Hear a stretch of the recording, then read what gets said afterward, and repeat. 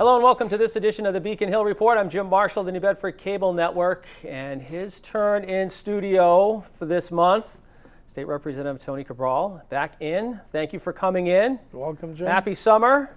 Happy summer. We are here in the dog days. That's right. And as I've been told many times, there's no place most people would rather be than here in New Bedford and southeastern Massachusetts in the summertime. That's right. How many cities have beaches like we do? Well, and I think when you look at the gateway cities all across Massachusetts, the thing that separates New Bedford is the water. That's right. And nobody else has that. Being by the water, there's no price. Exactly. No price. It's really fantastic. Lots of stuff going on right now. I know obviously the session theoretically ends at July 1st, a formal session I should say, but we're still waiting for a budget right now as we are in the month of July. The conference committees are negotiating. Yes. What's your take right now? We don't have technically a budget for FY24, right? Because the fiscal year started July 1st. We have a temporary budget, 1/12 of a budget. Right. It's still in conference. The House and the Senate have not been able to reconcile the differences. I think the differences can be reconciled shortly. The difference is the way we did things in the House and the way they did the Senate, right?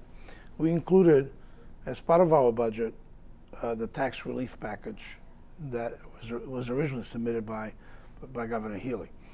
The Senate did two separate pieces of legislation on that. They did the budget, and they did a separate tax relief bill.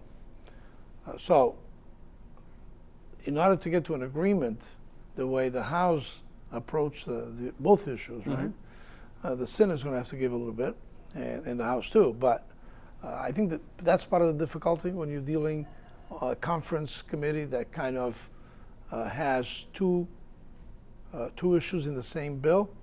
And the other one has two separate bills. So I think that's part of the problem here. You think that's the biggest issue that has to be resolved? I think the biggest issue that has to be resolved is really the tax relief package. Right. When you come down to it. I mean, most of the items or the differences in the budget itself for the next fiscal year is really a matter of dollars and cents, right? By and large. The monies are relatively the same, though. I mean, the overall amount is correct. relatively the same, around 56 point something billion dollars. It's just sometimes the nuances of that funding or a particular line item versus another, right? So, for example, school lunches. And we were talking about that because I know that's been, for the entire delegation here in New Bedford, it's been a top priority for them. Absolutely. It's a top priority for us, and it's a top priority for the House, really, as a whole. We put in over $100 million to continue the free lunches regardless of your income, right, or your family income, like it was being funded by the federal government.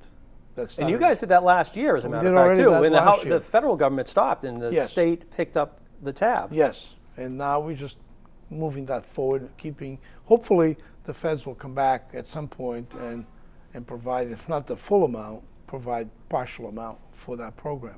It was a very successful program when the feds started the program, not only for us here in New Bedford and Massachusetts, but throughout the country. I mean, lots of times, many kids, that's their opportunity to have a hot meal during that whole day. It's when they go to school and they go to lunch and they have a nice hot meal, and sometimes breakfast. I was going to say they get breakfast too in a lot of places. Yes, they do.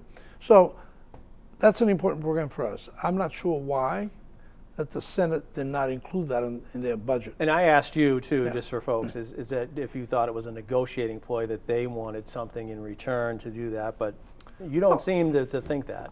I don't think so, because that's the kind of a program that you don't need to use that kind of backroom politics, Yeah. right?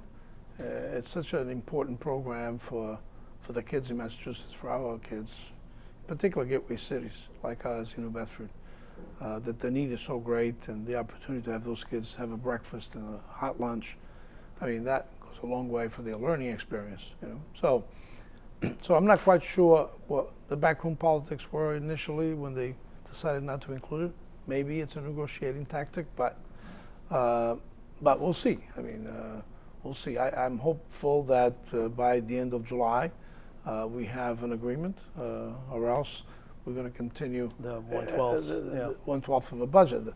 The interesting thing about that is actually the state saves money doing that, because we are operating based on the numbers from the previous fiscal year. And then you have people who will say to you, well, Representative, if the 1/12 budget works based on last year's, why are we increasing the budget this year? Well, because we know we need to increase. There are particular fixed costs that increase every year, right? Be collective bargaining agreements, be the cost of fuel, the cost of electricity. I mean, the state does pay for those kinds of utilities as well. And that's, in some cases, has gone up, or if it hasn't gone up yet, we know the winter season, right, comes January, it's going to go up. So we have to factor those in. So there are automatically fixed cost increases that you have to budget. And my understanding, too, based on my knowledge from years, is that the reality is the legislature only controls about 30% at best of the budget, because the other 70 are fixed cost. They can't be touched. So when you're looking at cuts, you're in the city, I know for their budget, it's really about 25%. You don't have and is there money that can be cut? I guess you can say, sure, there's money that can be cut out of that, but you're not talking about 100% of the budget. You're only talking a portion of the budget, and it's not even half. No, because you have fixed costs such as utilities, such as the pension system, healthcare, so you name it. There are, in terms of the state, we have Mass Health, for example, that right now it's almost a quarter of the budget.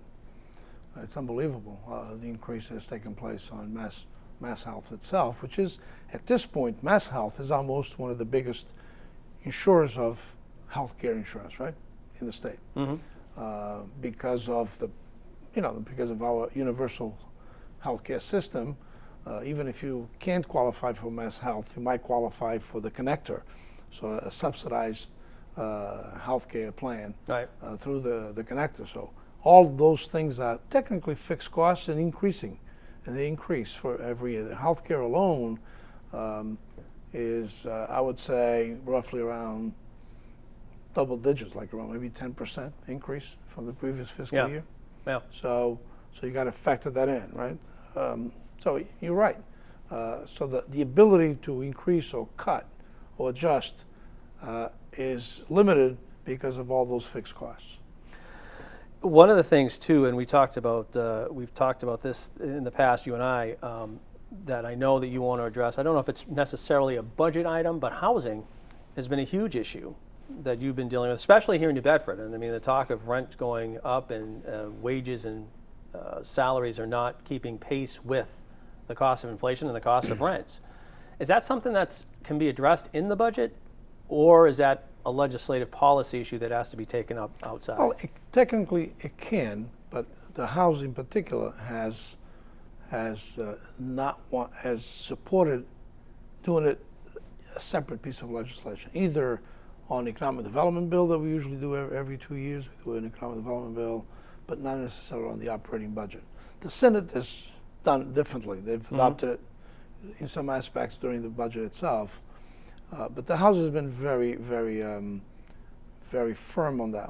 For example, just yesterday we did a sub-budget, but a sub-budget is something. It's a number. It's a finite number to pay bills from the previous fiscal year. In this case, we already started officially 2024, so we have some accounts that are open at the end of the year. That open at the year, they need additional funding to close that account. And others, in this case also, we had a number of collective bargaining agreements that were signed off by the administration we have to fund those so the folks can get their increases, be retroactive of going forward. And then, in this case, we did include also the housing program called HDIP, which is Housing Development Initiative Program, which is a program that we started initially. The Gateway Cities Caucus, which I chair on the House side, was a program that we initiated in collaboration with the Vol administration and Secretary Bialaki back then. We started as a pilot program. But the program is extremely successful. So what we want to do is use that as one of the options to do additional house production, because we know we need to really make more houses, more apartments available in order to, because we have a crisis in this area. There are many different ways to tackle the housing crisis, but this program is an important one, and there's an important one for us in gateway cities, for New Bedford, Fall River, Brockton, you name it, right? Because that program is specifically for those cities. So Boston cannot have access to that, or Cambridge, or Somerville. So for us, it was crucial that this program not only passed, but increased in the amount. Right now, it's $10 million of tax credits, by the way. So it's not a direct hit on the budget. It's before the budget, right? Tax credits gets factored in Right. Before we even go into the budget process. So it's not a cost to the bottom line of the budget. So when we do the revenue estimates before we start a budget, that is already factored in, and that's counted for at that point. In other words, you're only going to have so many $1 billion worth of revenue to build your budget, because especially programs like tax credit programs, that's taken up front. Not only this particular program, but also the film tax program as Right. another example. So instead of you having, let's say, just for purpose of discussion, $1,000, you might have only $900, right? Because that first 100 of revenue is to actually take care of those tax credit programs. But in this case, the HDIP program is specifically for us, for cities like New Bedford. We have proposed, and yesterday we passed that in the House. The Senate, by the way, already included that in their budget. So that's in conference, technically speaking. Right. But it will increase the annual from 10 to 30 million.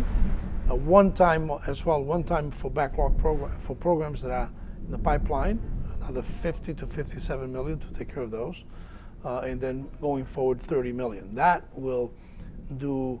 We have projects in New Bedford that are waiting for this program. Not enough funding for them. Fall River's 3 projects waiting.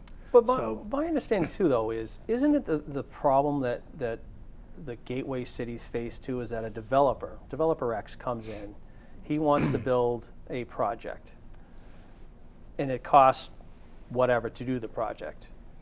His return on his investment is greater, say, in Boston than it is in New Bedford, because the developer knows he can get, and I'm just throwing numbers out because I don't know, but if he builds something in Boston, for example, or in suburban Right. Boston, he builds it and he can get $3,000, maybe $4,000 a month for rent. He can't get that, or she can't get that, if they do that here in New Bedford. So their return on investment is different, and they know they can get more money up there. Isn't that? So I guess That's what this program actually that's what I'm does. saying. Isn't that what that addresses, or trying to address? Specifically addresses that. It's what we call the financial gap of putting the finance together for a particular project, right? For a particular development. You are exactly on target. In Boston, or Boston Metro, or Metro Boston, the cost of construction there versus us is almost equal. In other Correct. words, our price of not really. construction Yeah, I mean, it's not the rivals same, but the Boston. correct. It's pretty close. Right. It's pretty Yeah. close. So in the return on that investment in Boston, or the greater Boston area, is, as you know, as you mentioned, rents there are double, sometimes triple what yeah. they are in New Bedford. So if you are a developer, you come into New Bedford or Fall River or another gateway city, and you say, well, gee, this project is going to cost me $5 million, but it would cost me probably $5 million, maybe $5.5 million in Boston. But if I go to New Bedford and build that project, that development, that housing project, it's going to take me much longer to get my money back. And in some cases, I can't put all the pieces together, the finance pieces, because the traditional finance institutions, be banks or otherwise, they'll look at the numbers and say, hey, this doesn't match, doesn't go. So that's precisely what this program, the HSTIP program, does. It comes in and gives an incentive, a tax credit, to sort of close that financial gap. And an $1,800 rent in New Bedford versus an $1,800 rent in Boston is night and day. It's not the same. You're not getting the same type of apartment or anything. No, I mean, 1,800 probably in Boston is affordable housing. Right. And here, I mean, here in New Bedford, rate. I mean, people have, I mean, I know Here would be market rate. Yeah, in our neighborhood, Right. And you live roughly the same, I know that people have built up some houses and people saw their rents go from $900 to $1,800. The house looks great or the apartment looks great, but you just doubled the rent on the person. Right. Yeah, and that's happening throughout the city and throughout most gateway cities. Yeah. Not to mention, of course, Boston. Right, and Boston, that rate is huge. Yeah. I mean, not that Boston isn't facing a housing crunch either, because I know they are, but it's This everywhere. is going to be the kind of program that really is going to help us in New Bedford and other gateway cities to really build additional units, and that's what's going to stabilize or even decrease the prices of rent going forward. Want to And talk it's like about supply and demand, right? No, exactly. I mean, I would assume the supply and demand here in New Bedford is, I mean, I don't want to say it's different than Boston, but percentage-wise, it's probably still the same. Yeah. People here in New Bedford, southeastern Mass, need housing. Yes, yes, you do. And housing that they can afford. That's the other one. Exactly. I'm curious because, and I was joking with you too about here, we get obviously the House Committee meetings, and we run them here on the station, and House Oversight has had a lot of meetings, and I was joking with you that there was no activity in yours. There was you up there and the committee talking about different issues, but you got a lot going on in the committee. There's no contact in your committee, though. I noticed that. So there's no chat tackling or anything. So you've got it's a lot of debating back and forth. No, we are pretty busy in the committee. The committee. And this is recently, in the last week or so. Yes, the committee has a regulatory oversight responsibility, and then has what's called the state administration responsibility, which is anything to do with the executive branch if you want to change things. One of the bills that we had actually was not an oversight portion, was a bill on prison moratorium. In other words, a moratorium to not build for the next 5 years additional beds in prisons, right, or additional prison space. Because actually we have right now one of the lowest rates of incarcerated inmates, incarcerated folks, in years, to the point that the famous, we used to call it, it's called, the official name is Cedar Junction, right, for the state prison. Everybody knows it by Walpole, right? Everybody knows by Walpole. We've just closed that prison. The state just closed it. We don't have enough inmates to even maintain that one. But the issue on this one is about women prisons, right? There is this movement that the kinds of crimes that women are incarcerated for can be dealt differently. There are other alternatives to those sentences than someone being incarcerated. And a couple of years back, the state was, under the Bacon administration, was looking at building a new facility for women in Framingham. Of course, there's tremendous opposition to that. So this legislation was to say, hold on, let's stop. Let's put a moratorium on this stuff for the next 5 years. Let's really analyze what's going on and the need for it, if we have a need or not. So that, I mean, we had several hundreds actually of people testifying. And the interesting thing too with committees now is you do take virtual comments too, which is something that obviously the pandemic created. I know that's one of the technologies that you were actually pleased with, that people now don't have to travel to Boston to voice their opinions. That's right. I mean, we run a hybrid meeting, which is in person and virtual or remote, depending which term you want to use. And since we've been doing that, the number of individuals that actually sign up to testify is quadruple, right? And that's great, because that's the opportunity that the general public has to really chime in, either in favor or oppose, or just give their opinions overall of what they think the legislation might do or might not do. So I think this is really the opportunity. Anybody, anyone can sign up and testify before the committee. So I think that's really a great opportunity. Before, as you said, you had to travel all the way out to Boston. I mean, we used to get very few people from our area traveling up unless it was a really important piece of legislation for them. Otherwise, it was usually and it's funny because and we've talked about this off camera too, but and I know you have a lot of friends in Springfield and Worcester and stuff like that, and Pittsfield, and like, well, why would you be dealing with those issues? And I remember you saying, well, because an issue in a gateway city like Springfield or Pittsfield is the same that I'm dealing with in New Bedford. So those people don't go to discuss issues in Boston either. Right. They can't get there. So it opens up the process That's right. to really more people. That's right. It does. I mean, we even the caucus that I chair, the Gateway Cities Legislative Caucus, all our meetings now are hybrid as well, and gives opportunity for folks throughout the state. We have 26 gateway cities that fit the criteria. So here we have, when we have that caucus meeting, anyone from any one of those cities, without having to travel to Boston, can participate or at least follow the meeting if they don't want to actively participate. So, and that's how we know what people are thinking in Holyoke or Springfield or Lawrence, the kind of issues that they are facing there that could be similar to what we're facing in New Bedford or Fall River or otherwise. This way we can then team up. What things we have in common that we can work on. And you have more in common than you don't, that's for sure. That's right. Yeah. So it's so the hybrid hearings or meetings really have expanded the opportunities for dialogue and really understanding each other. Talk to me a little bit about the offshore wind, where we stand right now. I know that obviously you see activity right now on State Pier, but I know that some companies have, quote, pulled out and they're going to rebid right now. Does that concern you about their citing costs when they first got the contracts, and now they want to rebid on the contract because costs have gone up with inflation and what have you? But do you, just from your standpoint right now, do you have any concerns with right now where it's going?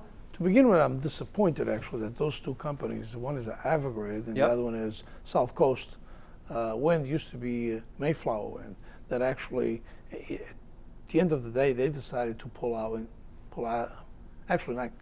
the contract. Correct. Right? It will be penalties. They're going to pay penalties for that, by the way. Are they? In the millions of dollars.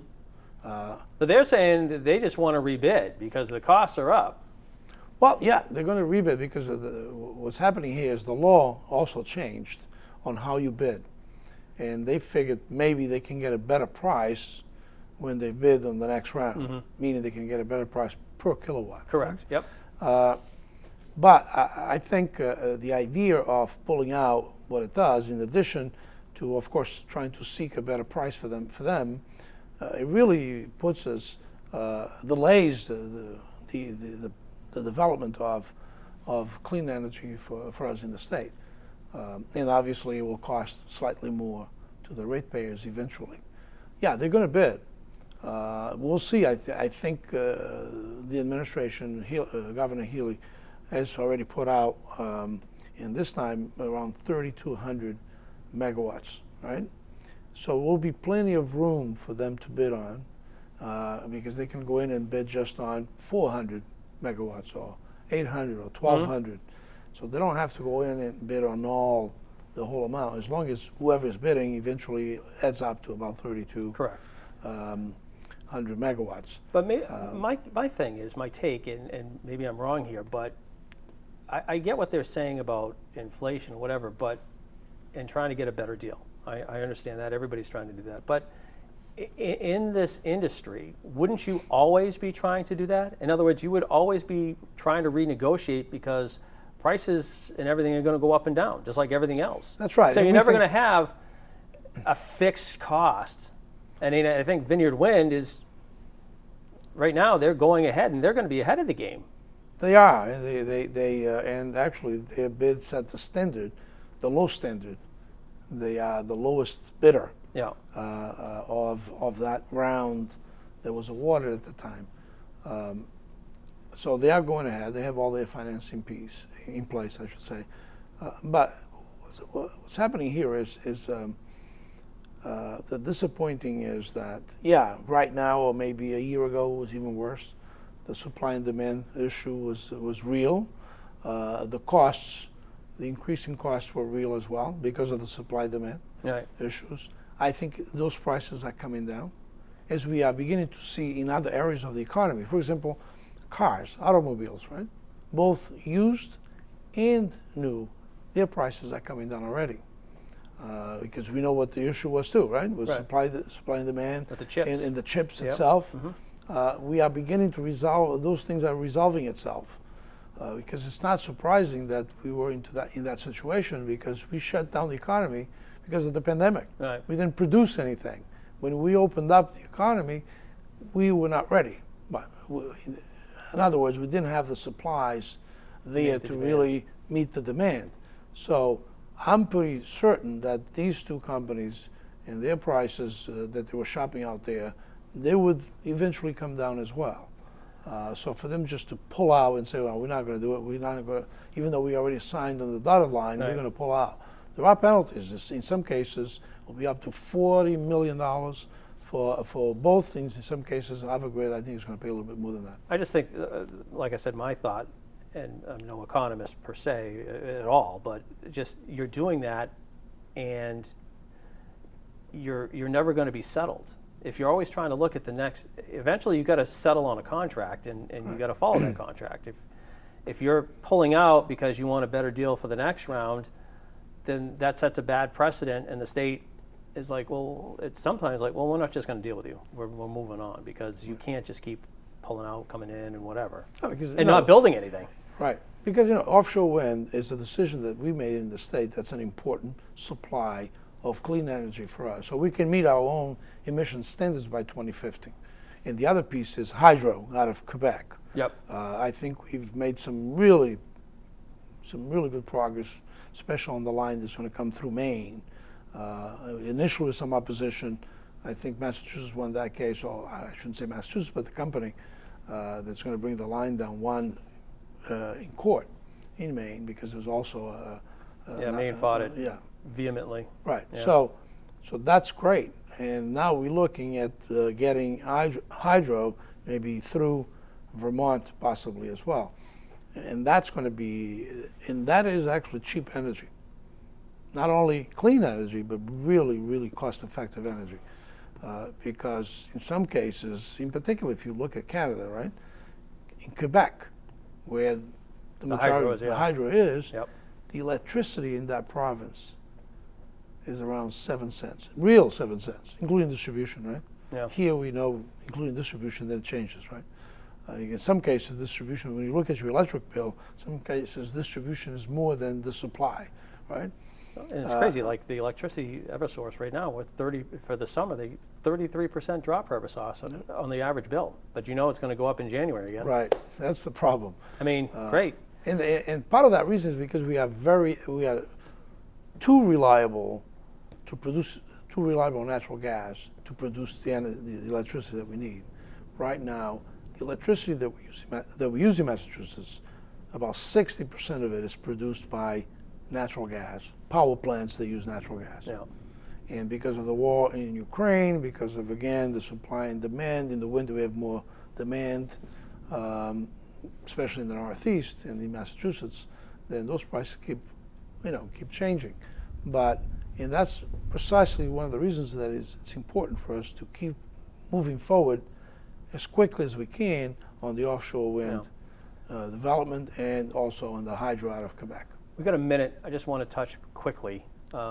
We still on track, no pun intended, for commuter rail starting in early December. I know that when Jean Fox was in, she was still optimistic about that, but from your standpoint, do things still look that way? Well, right now, all the information that I have, is that we are on track. In other words, exactly. I hate to use the pun, but it's we are on track to see that service start around the end of sometime towards the end of the year of 2023. I have not heard anything from MassDOT or MBTA that deadline has changed. Yeah, it's been silent, really. Yeah. Right now, and it's actually on budget as well, which is really that's really good. So So I'm getting ready for the first to be on that first run and cut the ribbon because we've been working on this, myself and the delegation down here. We've been working on this for about 30 years. 1993, I think, if I'm not mistaken, Yeah, it's is when we almost had like the 30 first years, right? ribbon cutting. But we, in the end, the persistence paid off because it's happening because of all the advocacy, not only of us elected officials, but the public in general, and the other organizations such as the Chamber of Commerce, both in New Bedford and Fall River. Now it's one, but before And it was separate. especially with the bus service. And the Real Estate Association as well of Southeast Mass, they've been very active Yep. in advocating. So all of this pressure really in the end paid off, and I think we're about to see the train arrive. Well, lots going on. I appreciate it. It was a Yes. busy half hour, so I appreciate you coming in Well, and sort thank of you very updating much us. for inviting me, and it's always a great time to We'll come see here, you- talk to we'll you, see you talk again. to the viewers. Yeah. All right. That's going to do it for this edition of the Beacon Hill Report. I'm Jim Marshall, the New Bedford Cable Network. My guest, Tony Cabral. Thanks for watching, and we'll talk to you again soon.